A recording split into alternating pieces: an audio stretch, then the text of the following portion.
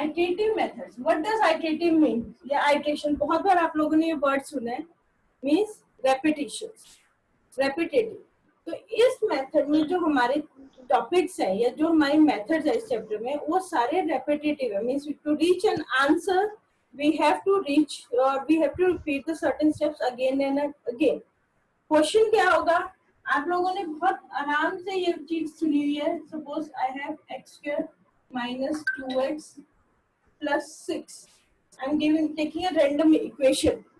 You have to solve this equation and find the value of x. Right? समझ रहे हैं मेरी बात को? पढ़ा हुआ ऐसा कुछ आपने? Yes, ma'am. पढ़ी हुई है? Yes, ma'am. अब क्या करते थे आप? फैक्टर्स बनाते Ma'am, middle term. right?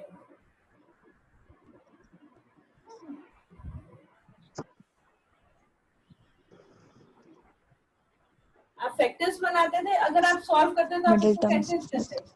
X के minus 2x minus 3x plus 6, x common, x minus 2 minus 3, x minus 2, x minus 3, x minus 2. This implies x is equal to 3, 2. कुछ ऐसा सा बेसिक सा हमने ऑलरेडी पढ़ा हुआ. You getting me? Yes, ma'am. ने अब क्लियर है बेटा या फिर पहले ज्यादा क्लियर था? मैम अब क्लियर है. बहुत क्लियर है ना? सबको दिख रहा है?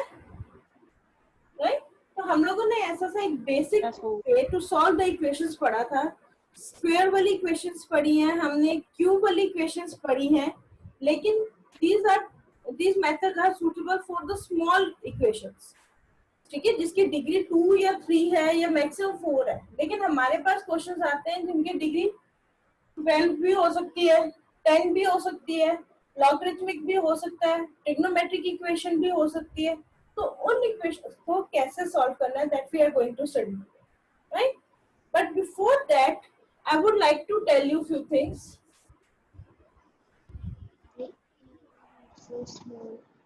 In this chapter we are going to study these methods. First is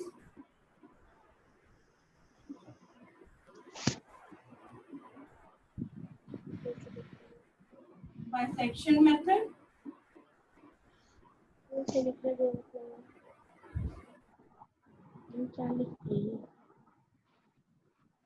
regular falsi method, right? Secant method, bisection, Newton-Raphson,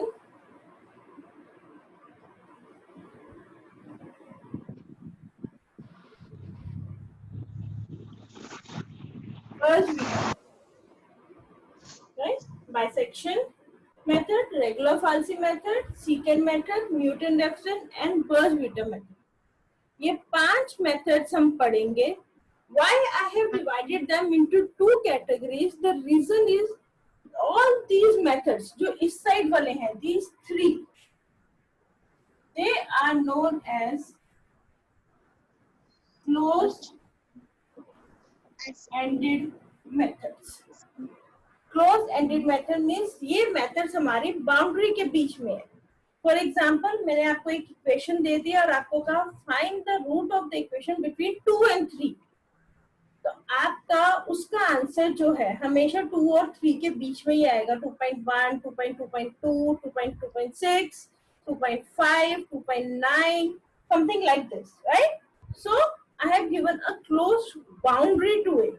So that is why they are known as closed-ended methods. Bisection method, regular falsi method and secant method. However, these 2 methods, the Newton-Raphson and Birch-Wheaton method, they are known as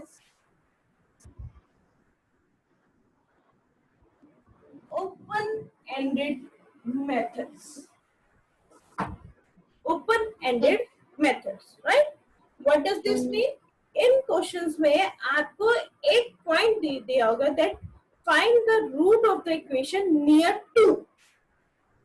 पिछले में क्या था 2 और 3, आपको एक boundary, एक bracket दे दी गई थी, तो आपकी सारी के सारा जो सोल्यूशन आएगा उन दो वैल्यूज के बीच में ही आएगा ना। 2 से इधर जा सकते हैं यानी कि 1 पॉइंट समथिंग में नहीं जा सकते, ना 3 से ज्यादा जा सकते हैं, 2 और 3 के बीच में होगा। लेकिन जब हम ओपन एंडेड की बात कर रहे हैं, you are given 1 initial point कि आपका जो सॉल्यूशन है वो 2 के आसपास है। It could be 1 point something, it could be 2 point something, it can go in both the direction.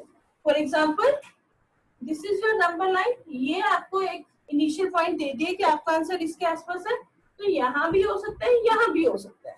इसके केस में आपको कहा गया कि इन दोनों वैल्यूज के बीच में है, तो आपका आंसर सिर्फ इसी में ही लाई करेगा और कहीं नहीं जाएगा, राइट? तो पहले सिर्फ इतना समझो what is close ended and what is open ended.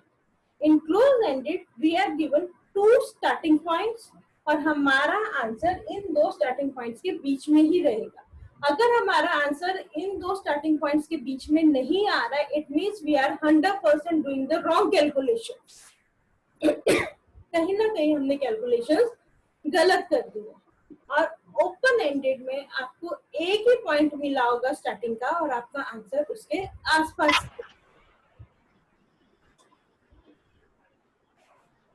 Are you getting me? इतनी चीज समझ आ गई है girls? Yes, ma'am. Unmute yourself so that I get the response better. Numerical paper है, आप नहीं बोलोगे कि समझ नहीं आया तो मुझे नहीं पता चलेगा। Unmute yourself and answer. Ma'am समझ में नहीं आया स्टार्टिंग से। क्या नहीं समझ आया? मैम लास्ट का बताओ। Ma'am starting. हाँ जी, क्या नहीं समझ आया बेटा? डाउट बोलो। मैम लास्ट जो आपने बताया, सदबीर काइंडली भी थोड़ा सा मैम जो लास्ट आपने बताया मैम स्टार्टिंग से। स्टार्टिंग का क्या मतलब है बेटा? मैम यहाँ से। अच्छा, पहले ये समझ आया कि हमने करना क्या है। आपको एक इक्वेशन दी होगी और उस इक्वेशन में जो भी वेरिएबल है, these questions will be of single variable only, या x या y या z जो भी वेरिएबल होगा, उस वेरिएबल की वैल्यू निकालनी होगी जिसको हम कहते हैं root of the equation. Clear? इतनी बात समझ आ गई? बताइए। Yes ma'am. ठीक है, अब उस रूट को सॉल्व करने के हमारे पास 5 डिफरेंट मेथड्स हैं। Bisection method, regula falsi, secant method, Newton Raphson and Birge Vieta. These methods have been divided into 2 categories. First, ये 3 methods, इन 3 मेथड्स में आपको क्या है कि आपको 2 स्टार्टिंग पॉइंट्स दिए होंगे और आपने अपनी इक्वेशन का आंसर उन 2 स्टार्टिंग पॉइंट्स के बीच में निकालना है।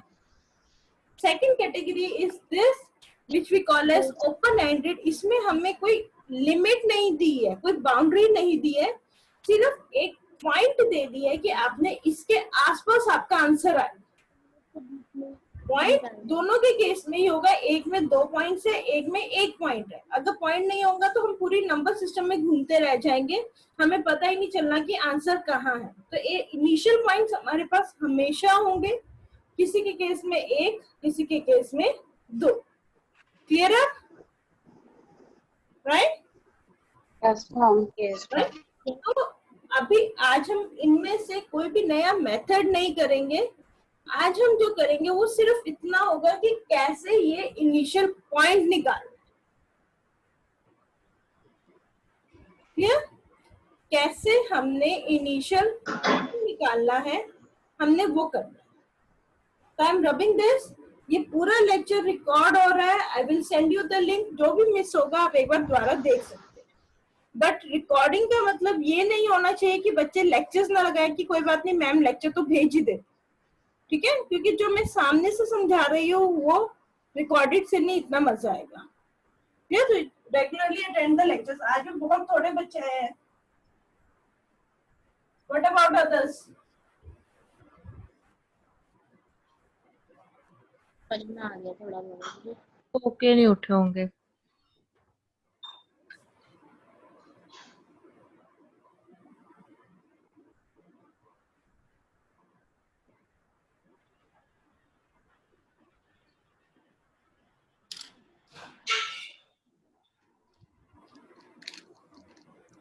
how to find the initial roots.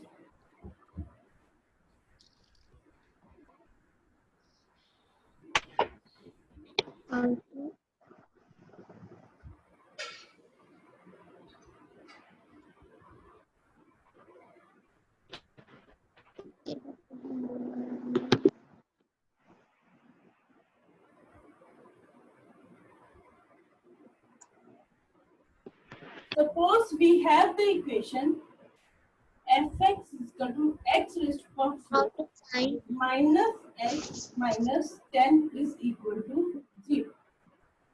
आपके पास ये इक्वेशन है x raised to power 4 minus x minus 10 is equal to 0. Right? To find the initial root, we have two different methods. But अभी आपको मैं सिर्फ एक ही कराऊंगी हिट एंड ट्रायल मेथड. जो दूसरा मेथड है वो आपको मैं कराऊंगी 3-4 दिन बाद, जब आपको इस चैप्टर की थोड़ा सा यूज टू हो जाए. क्योंकि अब अगर मैंने अभी कराया तो आप लोगों को कंफ्यूजन क्रिएट हो जाएगी. Just a small formula to find it, but the best way to find the initial root is the hit and trial method. X?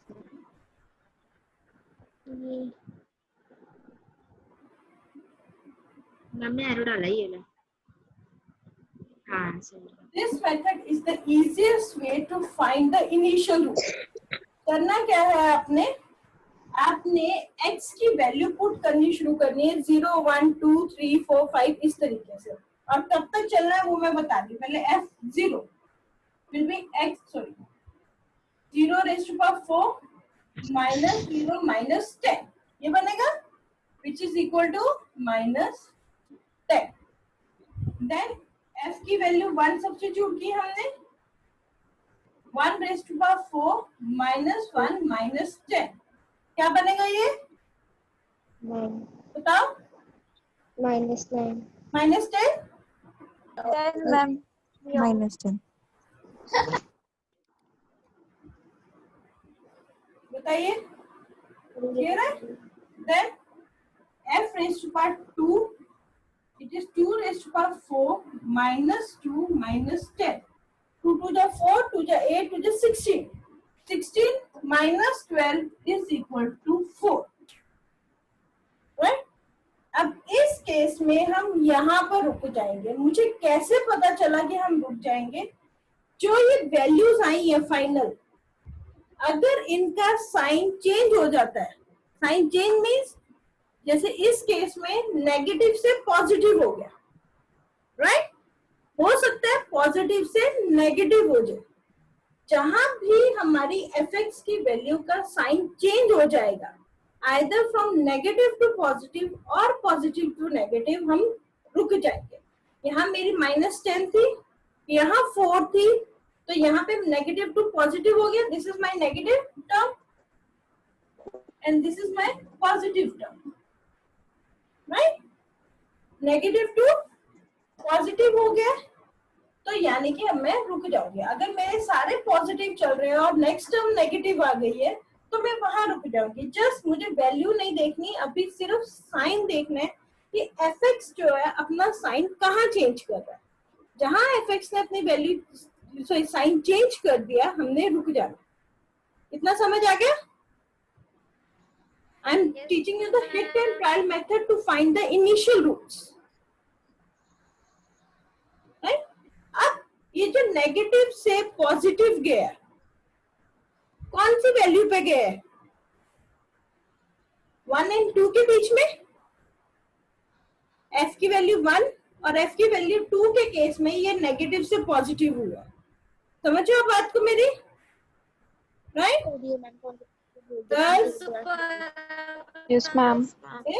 तो हमारी यानी कि ब्रैकेट जो बन गई, जो इनिशियल वैल्यू बन गई इस क्वेश्चन की विल बी 1, 2.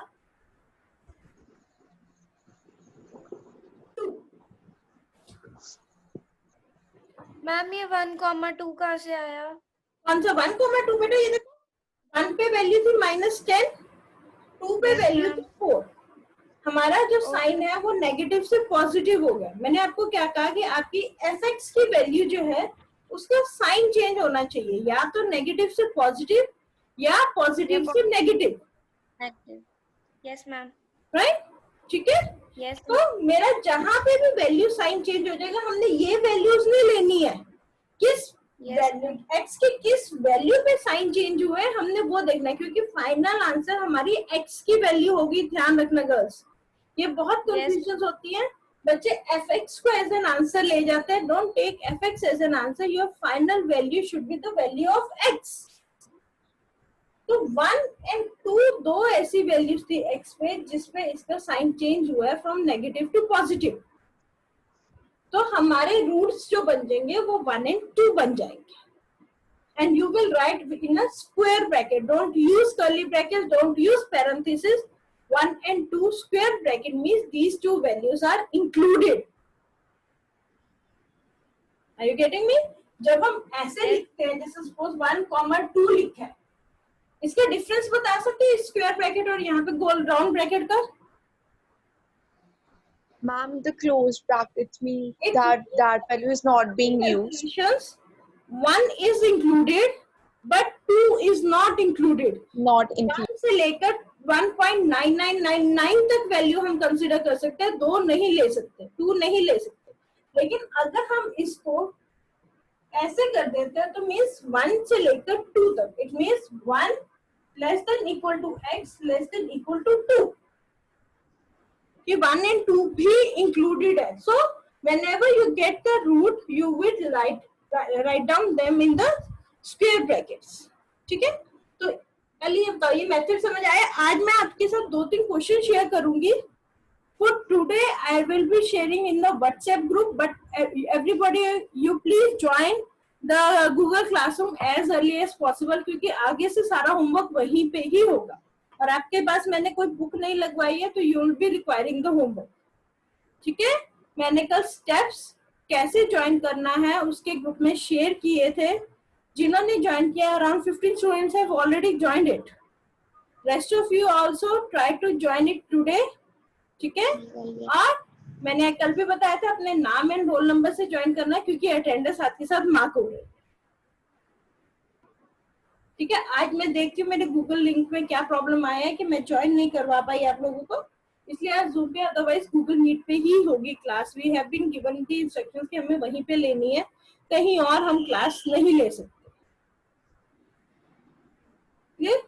तो ये समझ आया हिट एंड ट्रायल मेथड? आपने क्या करना है, जो आपको इक्वेशन गिवन होगी उसमें 0, 1, 2, 3, 4 वैल्यूज डालनी शुरू कर देनी है। जब वैल्यूज डालने के बाद जहां पे fx का साइन चेंज हो जाएगा, either from positive to negative और फ्रॉम नेगेटिव टू पॉजिटिव, आप रुक जाओ और वो जो लास्ट 2 वैल्यूज ऑफ x है वो आपके इनिशियल रूट्स बन जाएंगे। ठीक, बस अब जैसे हमने पहले बताया था, जो पहले 3 मेथड से जो क्लोज एंडेड है उसमें हम ये दोनों रूट्स यूज कर लेंगे, 1 भी और 2 भी। लेकिन जो हमारे ओपन एंडेड मेथड्स है, दैट इज न्यूटन, रेफसन एंड बर्ज-विटर, जिसमें एक ही रूट की जरूरत है, तो हमारे पास चॉइस है। हम 1 से भी अपना क्वेश्चन कर सकते हैं, 2 से भी अपना क्वेश्चन कर सकते हैं, और the best thing is take its mid point that is 1.5 और उससे क्वेश्चन करो तो सबसे बेस्ट और नियरेस्ट आंसर आता है। You getting me?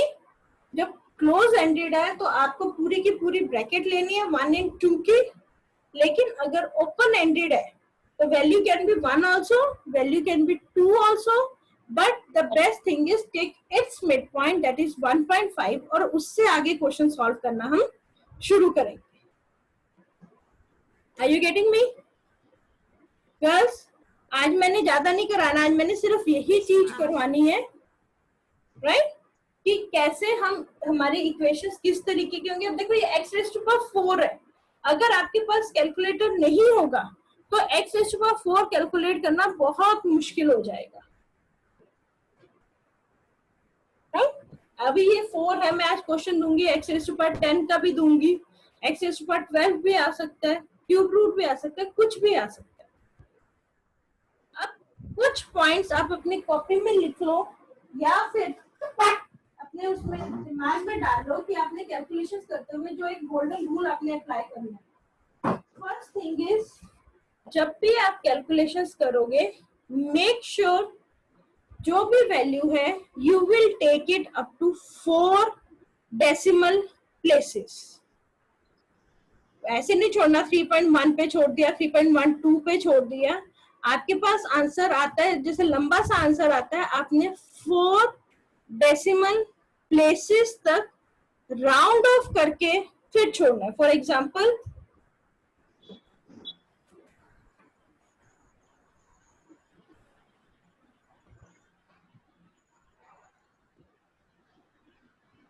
सपोज आपके पास कुछ वैल्यू आई है 2.795613, ठीक है। तो मैं इसको कैसे उठाऊंगी, 2.7956, क्योंकि 4 डेसिमल प्लेसेस तक राउंड ऑफ करके लेना है, तो 5th डेसिमल वाला मैं डिजिट देखूंगी।